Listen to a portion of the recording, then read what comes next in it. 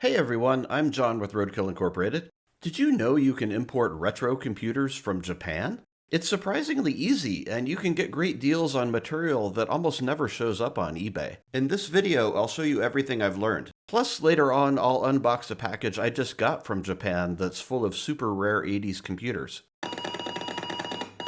Japan is the source of so much great stuff. Anything anime related, toys, Nintendo, MSX, rare retro computers like the IBM PC 110, the Commodore VIC 1001, the Sharp 68000, and so many more. And not just technology, basically anything you'd find on eBay is there as well, except it's the super cool Japanese version. But the problem is, Japanese auction sites block foreign buyers due to not having a local address. So that's where intermediary services come in to act as middlemen. They give you access to the sites through their own interface, and when you win an item, it's sent from the seller to their warehouse, and you pay to have them ship it to you.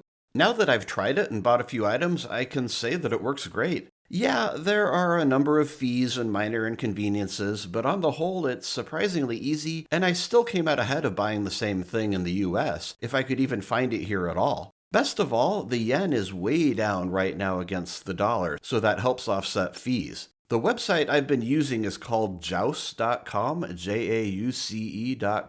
A brief search reveals there are many other sites that do the same thing, like Bai and From Japan, so take your pick. It's pretty straightforward. You go to Joust.com and create an account, and you associate it with your PayPal or other payment method. One catch is you have to PayPal money before you make a bid. You can't just bid on listings and then pay when you win, like eBay. So it's necessary to transfer the maximum you're willing to spend. And yes, there's a PayPal fee for doing that. But the good thing is if you don't win and you want your money back, there's no fee for that. Joust functions in yen, so I find myself constantly using AI to convert to USD. It's easy to think of yen as monopoly money, so be careful. The listings tend to have some English, but make sure to translate any Japanese in them. You don't want to miss a mention of a defect or an issue. It's important to know that in Japan, the word junk means that an item is as is, or possibly just untested or incomplete.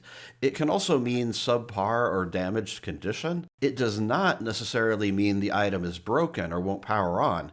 In fact, the vast majority of junk items I've bought worked. Just make sure you're okay with the risk, and my experience is you'll be pleasantly surprised. You can do a normal bid, just like on eBay, but Joust has built-in sniping, similar to eBay sniping tools, but fully integrated. The cool thing is, when you snipe, it's not evident to anyone else there's a snipe in play, so you're not pushing up the current bid price. And if someone out snipes you, Joust tells you, so you can counter snipe. Once you win an item, it doesn't ship straight to you. The seller ships to Joust, and it typically takes from a few days to a week for them to receive it, at which point they let you know. You set up a shipment, pick your shipping method and insurance. They give you an estimated quote, which you pay, and then it ships. And my package arrived in less than a week, which is pretty fast. You can also have them hold items indefinitely as long as you're actively bidding on more. In my case, I waited until I had 3 computers before I shipped. I used regular air shipping and normal insurance,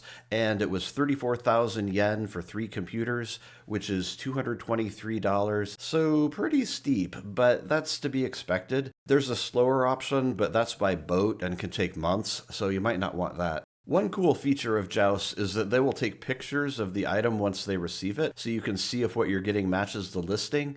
I didn't bother, I figured I'm probably fine. So as I mentioned before, there are fees. Here's what my transaction log looks like. As an example, let's look at the junk VIC 1001 I bought. It's the super rare earliest version of the Commodore VIC 20. You can see that I sniped it at 35,700 yen. Here's a PayPal deposit I made to have enough money to do the snipe. Then it refunded me 2,700 because I won it for less than I sniped. Then Joust charges 3,040 as their fee. Then because this was won through Yahoo Japan, there's a 3,400 fee reimbursing Yahoo Japan. Then 1,150 shipping from Yahoo to Joust, 300 bank charge, not exactly sure what that is. You get the idea. Okay, so was it worth it? Let's total this up. Looking at eBay completed items, a VIC 1001 in as-is condition averages about 600 US, so we're competing with a $600 price in the US, and on Joust, I paid $231 for the computer itself, then I paid $51, which is the total of all the fees that we went through a minute ago, then shipping is a third of $231, so that is $74, so the total is $231 plus 51 plus 74 is $356, so not terrible. I saved more than $200 compared to the average computer on eBay US, and at any given time, eBay US may not even have one of those listed, so this is not bad.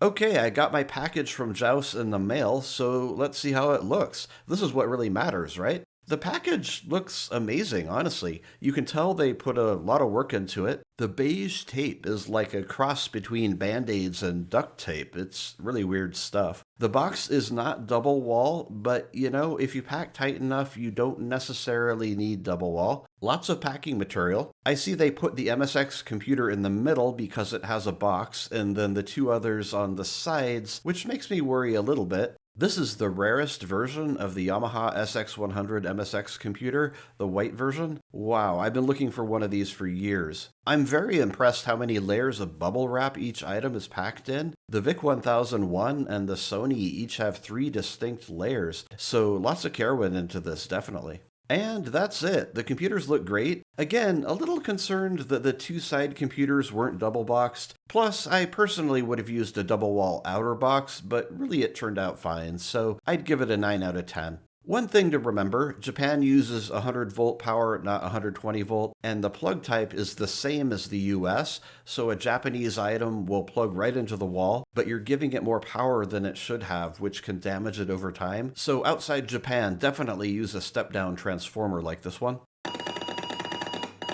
I think Joust is great. It's an additional resource at my disposal that extends my reach beyond eBay. In my limited experience with it, I'd definitely say the service is reliable and basically flawless. Whether it makes sense or not for you, or is a good deal for you, depends a lot less on the website and a lot more on your own judgment and knowledge of products. And finally, shout out to Micah for introducing me to the world of importing retro. Thanks for watching.